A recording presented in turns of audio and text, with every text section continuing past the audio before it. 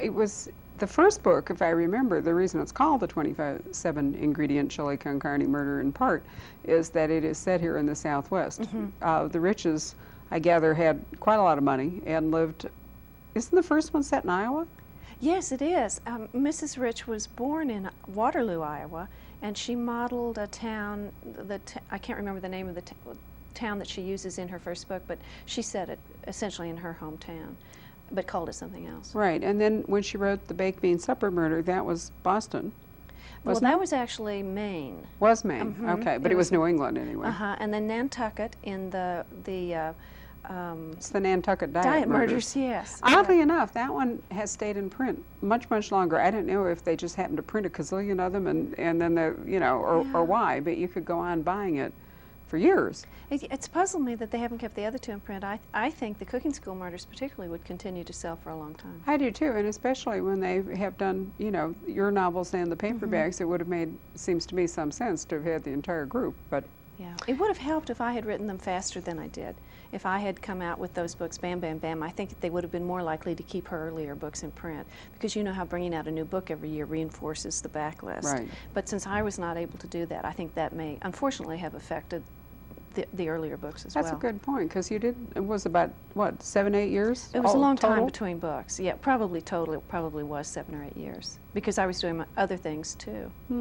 That's a good point you make, though. I think if you're not a natural cook, if you're not imbued with all that, it probably does get to be a push after a while to, to deal with, and food really was central to all of us. It was central. I'm a natural eater, and so I can appreciate it from that way.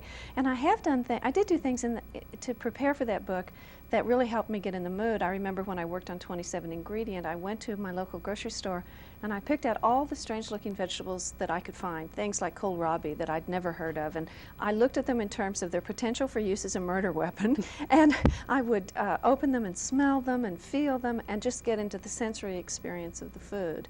And when I would cook the recipes in that book, for instance, I would invite friends over to test them with me, and I'd get their responses. So I tried to dive into it as much as possible and at least pretend that I was a cook doing things the right way.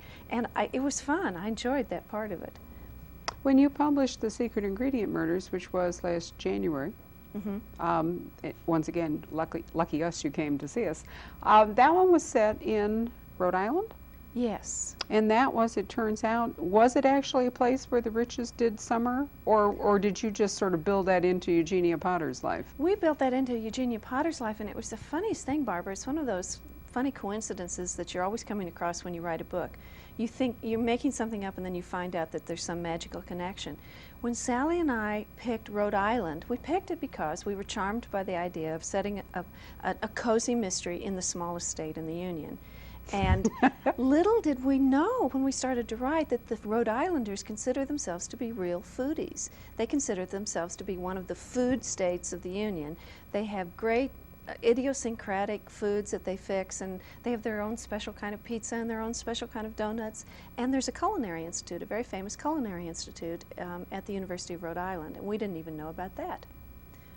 So it was, what, it more was or less dumb luck? It was exactly dumb luck. No offense, but it does sound that way. And it turned out to be just the right state to set it in. And then, of course, we were nervous, as you are when you set someplace where you don't live. Have we got it right? Will they relate to this? And then when we talked to Rhode Islanders, they wanted to know, had we lived there, how did we know about the texture of their donuts and all that sort of thing. And we got the impression that the food stuff was right. So we were very glad about that. Well, and I thought it was a credible idea, too, that a woman, who had a home in the Southwest might have spent some summers. It seems to me it was like her husband's family home. It was that right?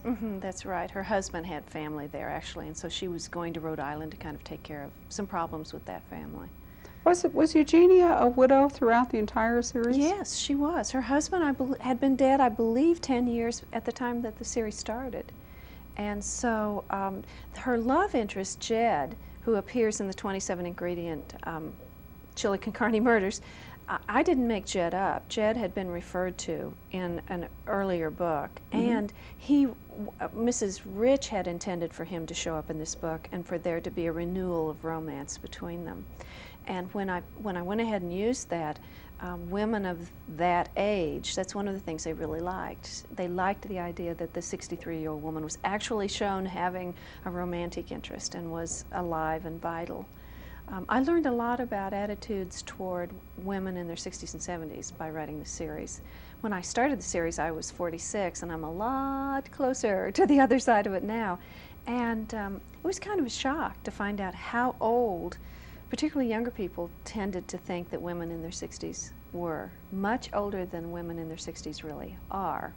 I tell the story, at one point I was having a little trouble connecting with the character, so I called my very young editor at the time in New York, and I told her this, and she said, well, when you sit down to write, why don't you put on a shawl? And I thought, oh, you don't know what 60-ish women really are like. But they've changed a lot from when Virginia Rich started. Yes, they have, and I think that the Mrs. Potter in her books is actually older than she probably would be writing Mrs. Potter now. Oh, I think so. In fact, my sense of them, having read them all, was that your Mrs. Potter got steadily younger instead of steadily older, which is kind of, you know, an interesting phenomenon when you're dealing with. But that's so true. I often say to people, and my grandmother was my age, her hair was blue and, you know, pinned up, and her skirts were long, and, you know, she was really sort of classified as an older lady. And, you know, I don't feel, in fact, I said at a signing, now I think it was Nevada was with me, and you know what a smart mouth Nevada bar can be, and I said something about I had recently read a biography of Sarah Bernhardt, in which the biographer had said in great wonder that she had taken her last lover at the age of 63. And I looked at the room and I said, so what was her point? The biographer's point, you know. Because I think today that, you know, nobody would be surprised at that. I mean, there are people in their 70s and 80s remarrying. You know, there's all this, I mean, people just live longer. In fact, I read recently that anybody who is now 50 can credibly expect to live to be 100. Oh, really? You what know, about those of us who are past 50? Can we it expect to didn't live sound so good for us. Yeah, I know. I think that decade, at least for me, is going to hurt a little bit. But really, I don't feel dramatically different, except, you know, for various aches and pains and things, than I did when I was in my mid-30s. And, you know, I'm obviously my grandmother's age when I started, you know, thinking of her as an old lady now, and yet I don't feel. Nobody expects me to have blue rinsed hair and to wear long dresses and sensible shoes and, you know, stay home and bake cookies and stuff. That's right. And so I think society's perceptions have changed. Individual perceptions of themselves have changed, and thus as an author, you know, you really needed to go with that if you tried to keep her. And she was also something of a model of gentility, if I recall. Yes, very she proper, was. very, you know, a woman who had been through, you know, the debutante cycle and teas and gone to the proper schools and had been wife to a successful businessman and, you know, done all that stuff. So she was very much, I think, a proper 63-year-old lady at the time Virginia started it. But I don't know that a lot of that holds true anymore. When she went to church in the Cooking School Murder, she wore a hat and gloves. Right. Isn't that amazing? And we just all know that Mrs. Rich, were she living, would not be writing Mrs. Potter like that now. And to some extent, readers who go back to the earlier books find them dated, as of course they do. Right. But that's one of the reasons that the perception of women in their 60s has changed so much since the early 1980s. Thank goodness. I think you did a marvelous job with it, and I can see why you'd like to lay it aside. Yeah. But one of the questions that has suggested itself to me is, you know, how helpful was it in writing those Virginia Rich books for you to make a bridge between Jenny Kane and Marie Lightfoot? I have not figured that out, Barbara. It was a bridge only in the most tenuous way, in the sense that I didn't know what I was going to do next. And some time had to pass before I was ready to come up with Marie. So it was good to have a way to earn some money. It was good to have some books to write. But other than that, I don't know how much of a bridge it was. I had to go through a creative rebirth of my own, I think, before I could come out on the other side with a brand new series. I at least found it pretty challenging to wind down one series that had been so important in my life and get those characters out of my system and find out who was waiting in my psyche ready to come back out again.